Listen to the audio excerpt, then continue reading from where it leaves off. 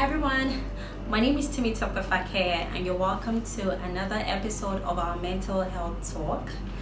If it's your first time here, you're very much welcome, and if you are a returning guest, thank you for stopping by. Today we're going to be talking about the subject, maintaining the right frame of mind by concentrating on positives only. Now today's discussion is a sequel to last week's discussion where we talked about making lemonade out of the lemon life throws you, and also understanding that whatever trouble you're currently going through, it's just a phase, a temporary phase, and that this too shall pass. So if you haven't seen last week's post, please check the video just right before this one so you can bring yourself up to speed. Now, with that being said, let's delve right into the topic of the day. Surely, not everything in your life is bad at the moment. Okay, I know it is impossible that there is nothing right going on for you right now. Surely there may be a thing or two or even more that are going on well for you at the moment.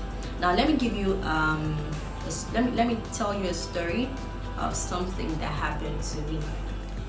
There was a day I was going through some emotional ish. I just couldn't wait to get back home to rest and just get over the day. That day happened to be that the traffic was crazy. Like, if you know Lagos, if you are very familiar with Lagos, you know how Lagos traffic can get sometimes. I mean, a 20-minute journey can become maybe a 2-hour journey. So it was that case. This particular day I was returning from work and the traffic was really bad. The journey that was supposed to last just minutes, it ran into 3 hours, and I ended up getting home like 12:30 or almost 1 a.m. in the morning. Because the traffic was really bad, we had to go through another route, which wasn't necessarily the faster route, but the road was less congested in that area. So what happened was, when we were on our way home, I just couldn't help but notice some things. I saw a number of people spreading clothes, wrappers, bedspreads just by the roadside. Some already asleep, some were preparing to go to bed. That sight just struck me. A lot of things came to my mind, like, oh, like this is not safe. And it also dawned that perhaps it wasn't even their first time of doing that. Perhaps they have been doing that for a long time. And chances were that they didn't even have a house. They didn't even have a roof over their heads. And this was a conversation that I had with the other passengers in the car when we were going home. And we were all being thankful for our lives and our situation, and we're all just generally being grateful and all. And when I got home, the first thing I said was, thank you, God. Like, all of my worries just disappeared, literally. Like, I just said, God, thank you so much. The fact that I have a bed to lay my head, thank you. The fact that I have a comfortable home, thank you. Like, it meant so much to me, and I held that sight.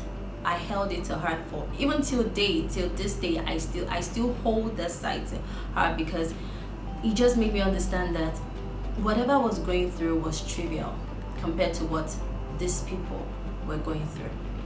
So my point is that the reason why you're feeling depressed is because you were not concentrating on the positives. You were not counting your blessings. You are not counting your assets. This is the thing about the mind. When you start thinking about the things you don't have, your mind would supply you with 1,000,001 things that you don't have. It would always supply you with 1,000,001 wants and needs, and you have to consciously decide to count your blessings.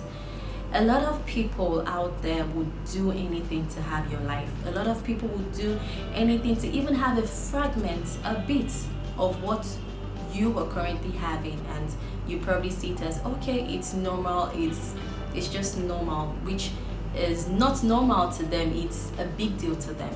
a lot of people would do anything to have your life. So it's important that you sit back and always count your blessings. I know for some people right now, you're probably homeless, jobless, and it feels like there really is no hope.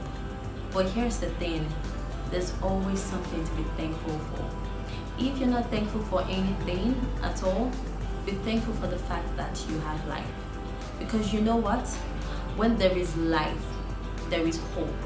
Now, you might not have what it is you want at the moment, but most people can boldly say that where you are right now was not where you were, like, say 5 years ago. I mean, most people can actually say, okay, there's been some level of growth, there's been some positive changes. You can't all say everything has been bad. So this in itself is a pointer that things would eventually get better, but you just have to be grateful for what you have first. Be thankful for the opportunities you have first. Be thankful for the blessings you have. You have life. Be thankful for it. For good health, be thankful for it. You have friends, family. Like, after this talk or after this discussion, I mean, I think you should grab a pen and a paper and just make a list of the good things that are currently happening in your life. Make a list of the blessings that you're probably trivializing.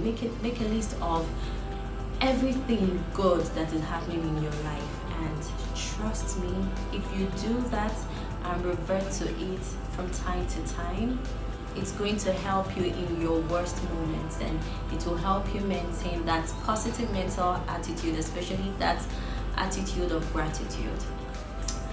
Thank you for joining today's conversation as well. I would really love to hear your comments, your thoughts. Please drop them in the link below. And I'll see you next week where we'll be talking about another interesting subject. Thank you so much for watching. Bye, guys.